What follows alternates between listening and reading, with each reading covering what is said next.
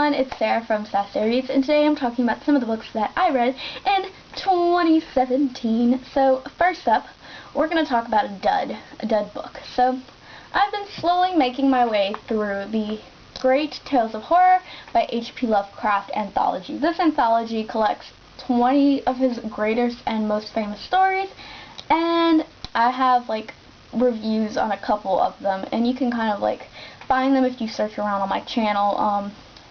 The story I'm going to talk about is called The Case of Charles Dexter Ward, and I gave this book 1 star. For me, The Case of Charles Dexter Ward is by far the worst Lovecraft story. I hated it with a burning passion. I thought it was so boring. I did not like it, and then the ending made me even madder, because the ending to me said, oh yes, we built all this up for 100+ pages for nothing, and it made me really mad, and it kind of put a sour taste in my mouth when it came to Lovecraft, and it's mainly why I don't consider Lovecraft to be a favorite author of mine, because that story put such a bad taste in my mouth.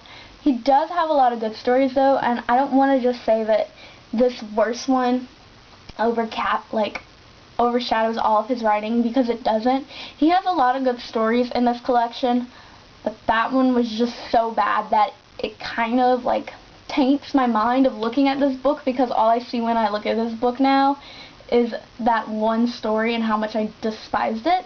When I read The Color Out of Space and I gave it 5 stars, and I think it's freaking amazing, or The Lurking Fears, a great short story, or The Call of Cthulhu, or The Dunwich Horror, or The Thing at the Doorstep. Those are good stories, but for some reason I hated that story so much that now when I think of Lovecraft, I think of that story, and I wish I could erase it from my mind, because I don't want to associate Lovecraft with The Case of Charles Dexter Ward, because to me, it was not a good enough story to be put in this collection, and I know people like it, and I even had a teacher say oh my god, that's my favorite one by him, and I was reading it, I was oh well, if it's his favorite, this is going to be a really good story, and it wasn't.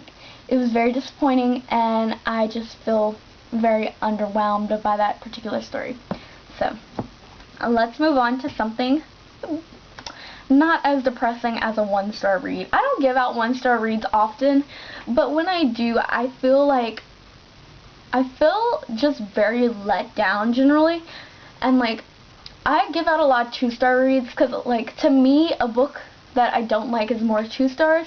I really don't have to like a book to give it 1 star. If the book really grates on me, it will get 1 star, and The Case of Charles Dexter Ward was one of those books, and I'm just going to stop talking about it because I'm getting mad. Okay, next up we have Too Scott to Handle by Grace Burrows. This is a cute little historical romance novel. Of course, it has a hot Scottish hunk. Of course, it's called Too Scott, not too hot. So this one's cute. I have a full-length review for it, and I'll leave a link for it down below.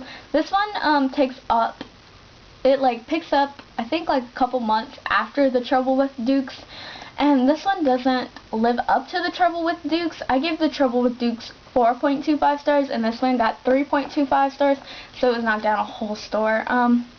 The main problem I had with this was I didn't feel like they had a whole lot of chemistry, and it felt slightly juvenile, and my pages got bit in the back. Oops. It's not a very memorable romance, to be honest, and it's cute. That's why I gave it more than 3 stars, but it's not amazing, which is why I didn't get more than 3.25 stars. So yeah, just go look at my review and see if it's something that you're interested in. I don't think you have to have read The Trouble with Dukes to pick this one up. I would just prefer, I prefer to recommend The Trouble with Dukes over Too Scott to Handle, because I feel like The Trouble with Dukes is a much stronger romance. Not only that, the characterization is much stronger, and there isn't a lot of just BS petty drama, which is what this book was full of, and I was this is too much. There's all these side villains and all this extra side stuff, and I'm just can we not? I do like Colin, and I like Anwen though. Like, as characters, they're fun, but I don't feel like they were very strong characters to, like, they weren't strong enough to have their own novel, which is kind of sad, but they're great side characters. But once they were in the spotlight, I was like, it's cute, but I wasn't like, oh my gosh, like, I want to marry him. Like, no, I want Hamish. Like, give me Hamish. Colin, he can come to my wedding, but I want Hamish. Like, that man, his brother, yes, 10 out of 10, would marry. Next up, I have another Stephen King novel. Surprise! I have Firestarter by Stephen King. This one I gave 5 stars. It is one of my favorite Stephen King novels. I saw the movie before I picked this one up, and then, like, I watched the movie and I was like, this is a good movie. So I went out and I purchased it, and I love this cover. I adore it. It's so freaking fiery, obviously. So this follows Charlie McGee and her father Andy. And Andy met his wife Vicky in a testing experiment when they were in college. They were paid $200 to, I can't even remember the name of the experiment, but it was put on by the shop. And this experiment caused Andy to develop powers where he could, like, move things with his mind. He can force people to do what he wants. He's very talented. Vicky, on the other hand, develops low-grade powers, and she doesn't have such strong telekinesis as her husband, but she is able to do small things like close a refrigerator from across the room, but that's the extent of her powers. Their child, on the other hand, Charlie, is a pyrokinetic. And pyrokinesis is the ability to create and move fire with one's mind. But she is also telekinetic, and she's just super cool. Like, she's scary. Like, this is a great novel. And they're on the run. They're being hunted by the shop, the government agency that is, well, they want to use Charlie. They want to turn her into a weapon for war. She has the potential to take down countries, and they see this. And as they're doing studies on her, they realize that her power is much more powerful than nuclear weapons, and that they may have created a monster. And it's good. The ending showdown, it's good. Like, this is one of the most intense, like, just 200 pages. I was like, ah, and then I was like, oh my god, look at this, oh my god, look at that. Like, I, like, love horror novels that have, like, me, like, my jaw dropping, like, every couple paragraphs, and I'm like, oh my god, that's nasty, or, like, ew, or, like, oh my gosh.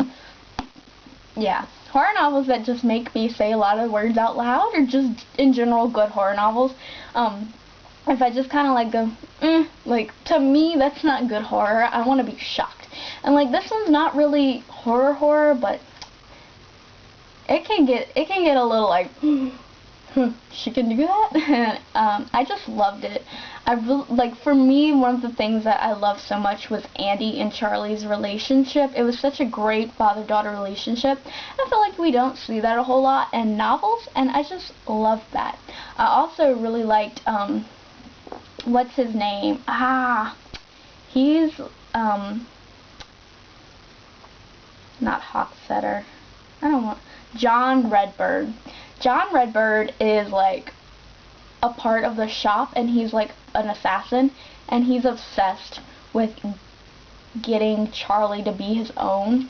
I don't know what exactly he wants to do with her. Well, I do know because I've read it, but I don't want to spoil it for you. But, y'all, this manipulation game was so horrible, because the whole time I'm like, Charlie, don't trust him. But she's like, oh my god, John, you're my best friend. And I'm like, no, Charlie, don't trust him.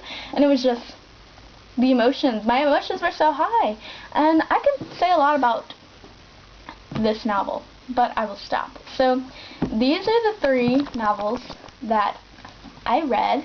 Out of all of them, I recommend Firestarter the most, because to me, this is just an amazing novel. Like, it is a solid 5-star read, and everyone should go read it, because, like, it's not really scary, but it's just a lot of fun. Let me know down below in the comments if you read any of these books, what you think about any of these books, and don't forget to subscribe. Bye, and happy reading.